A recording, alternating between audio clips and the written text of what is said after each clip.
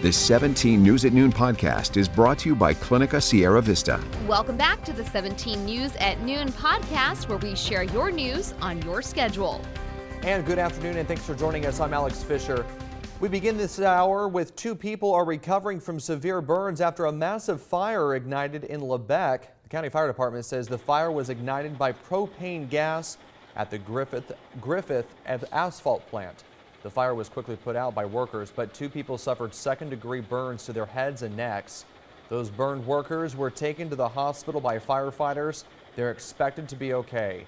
An official at the plant did not respond to our request for comment. Later today, the Board of Supervisors will hear public comment on preliminary maps ahead of this November's redistricting.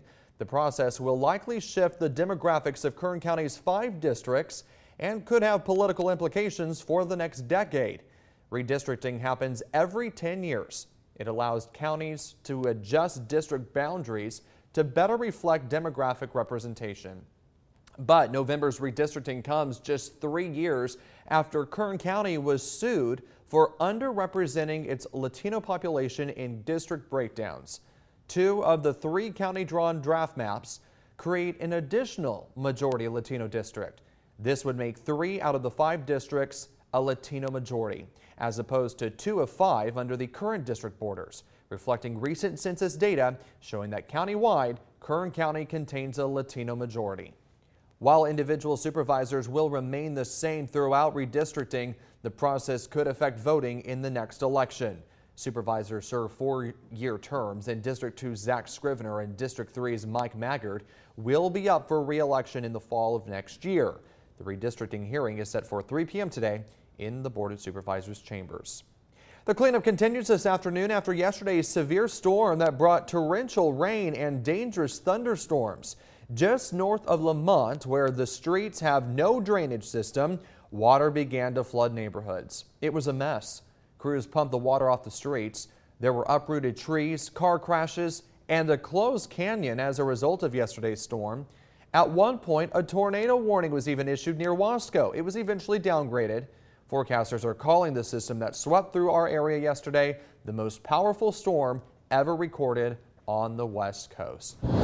The city of Delano swore in its new police chief yesterday, though not everyone is happy about the choice. He doesn't understand the undocumented community of Delano. He has publicly said he will collaborate with ICE because it is right under the law, and that is something that the community of Delano does not agree with. Protesters were on scene for yesterday's swearing in of Chief Tyson Davis. They say the Delano City Council pushed through Davis's appointment with minimal input from the community, and the city manager has flat out ignored their complaints. As for Davis himself, he says he looks forward to serving the Delano community and is happy to sit down and meet with those who oppose his appointments to hear their concerns. Chief Davis retired from the Kern County Sheriff's Office last year after more than 30 years of service. In your 17 Court Watch, a Superior Court judge yesterday said a defense motion seeking to bar the public from pretrial hearings in the case of a man accused of raping and killing 13-year-old Patricia Alatorre will be heard next month at his arraignment. Armando Cruz was indicted by a grand jury earlier this month and is scheduled for arraignment November 4th. A gag order has been issued in the case, barring attorneys from commenting on matters other than scheduling. After confirming the motion date, Judge Charles Brimmer rebuked Cruz's Los Angeles-based attorneys for their failure to attend a hearing and being unreachable on Friday, and for being late to call into yesterday's hearing. Attorney Thomas Rejejo and his team planned to appear by phone and made multiple calls to the court's clerk. The judge ordered defense counsel to appear in person for the November 4th hearing and instructed them to use the court website to let the court know if they'll be late for future hearings. Hello, this is Tim Callahan with Clinica Sierra Vista, and we're excited to unveil the Community Health Center of the Future, our comprehensive care center. It's located right across the street from Memorial Hospital. We have every service under one roof, from family medicine, OBGYN care, dental services for adults and children, behavioral health, and much more. So find your way to better care at Clinica Sierra Vista this year at our comprehensive care center. Visit our website, clinicasierravista.org, for the latest on this project. We'll see you soon. Welcome back. The FDA is discussing the use of the Pfizer COVID-19 vaccine in children An advisory committee is reviewing an emergency use authorization request from Pfizer for its vaccine to be used in children ages 5 to 11. The company says a reduced dose of their vaccine is safe and highly effective for that age group. A vote is expected later today. If approved, the CDC will then review the data and make a final determination on if the vaccine will roll out for use in children. That likely will not happen until the beginning of next month. Kern County is not doing a great job when it comes to slowing the spread of COVID-19. Today we learned another 490 people have been infected with the virus.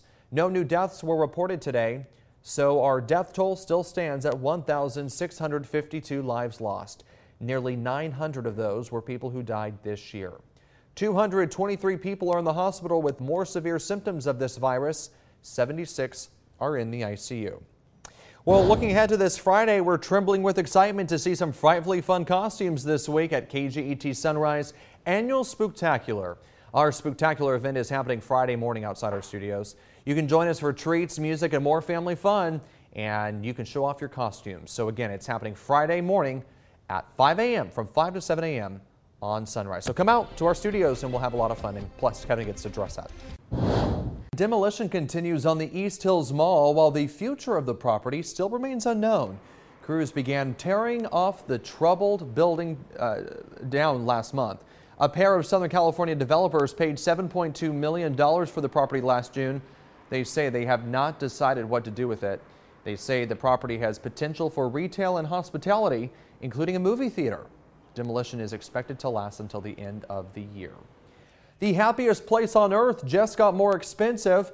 Disneyland yesterday raised the cost of most daily tickets. Now, while the cheapest one-day single park ticket remains $104, Disney increased the cost of all other tiers by $5 to $10. It also expanded the demand-based system to include a sixth tier that will bring the top ticket cost to $164. Disney will now charge $30 per vehicle or motorcycle to park. That is an increase of $5 over the old amount. The Outlets at Delano announced the return of its annual Cinema Under the Stars Halloween edition.